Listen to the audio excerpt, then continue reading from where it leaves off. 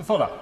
Thank you, Mr Deputy Speaker. It's a pleasure to welcome this very sensible bill that puts on a statutory footing the operations of the UK Infrastructure Bank, and it was pleasing to hear that the opposition were going to support the bill, but I have to say somewhat worrying then to hear the opposition spokesman say the Labour Party weren't actually committed to the objectives, and that will send a very worrying signal to investors who invest in infrastructure, who want to see that there is a long-term view from both sides of the House on the plan for UK infrastructure. And perhaps later in his closing he might clarify that Labour is today prepared to commit that they will make no change whatsoever to the objectives in this bill. I think that will be a very helpful indication for the honourable member opposite to make. It's right that some amendments were made in the House of Lords to include issues to do with the circular economy and nature-based solutions. I think that will broaden the aspect and applicability of this bill. My right honourable friend, the Minister, said in his opening and referred to the European Investment Bank. And it is true that the UK used to benefit significantly in terms of investment funds coming from the EIB. Those came really to a close, Mr Deputy Speaker, in about 2016, 2017. And we should be honest that this is now 5, 6, 7 years ago. We do need to get the bank moving. I'm not trying to push them to move quicker, but I do think that this is an opportunity for us to see that we can start getting to that number of 5 or 8 billion, which is what the bank in its strategic plan this summer said was its objective.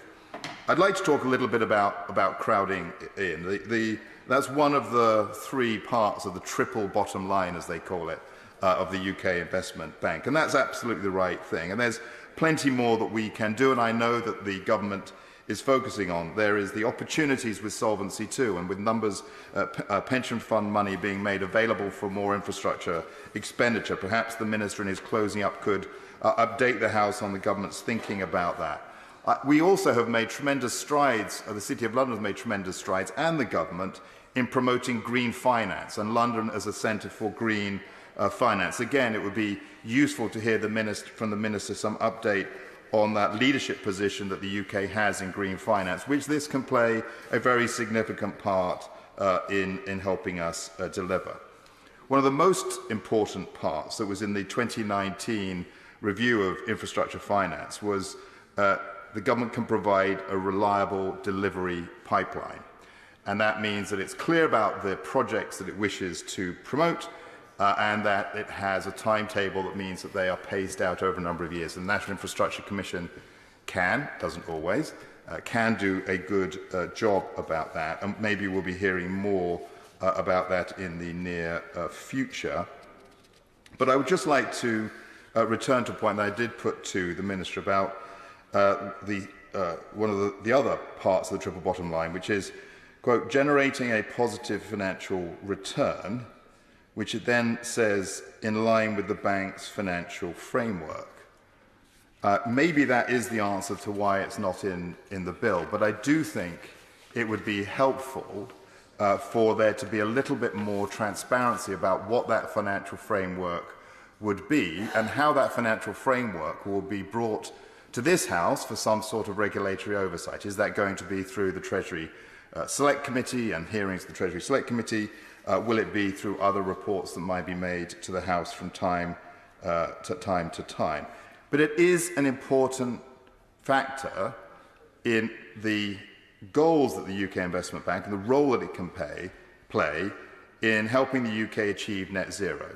Because let's be frank, when this House a few years ago, I think maybe 4 or 5 years ago, committed to achieving net zero in a certain time frame, there was no price tag attached. It was the biggest commitment ever made without a price tag attached to the British taxpayer. The UK Investment Bank can play a role in making sure that that price tag gets smaller and smaller and smaller. And in fact, one of the objectives that the UK Investment Bank says it wishes to focus on is transition to subsidy-free models. This is absolutely essential, Mr. Deputy Speaker, to some key aspects of the way in which we achieve net zero, particularly the decarbonising of home heat, where we will need to attract private sector capital, long-term patient capital, we will need the government, through the UK Infrastructure Bank, to provide some catalytic investment and, most importantly, the product structures that can enable drawing in that capital behind the most effective way, but importantly, being also able to show how we get out of the taxpayer funding it all.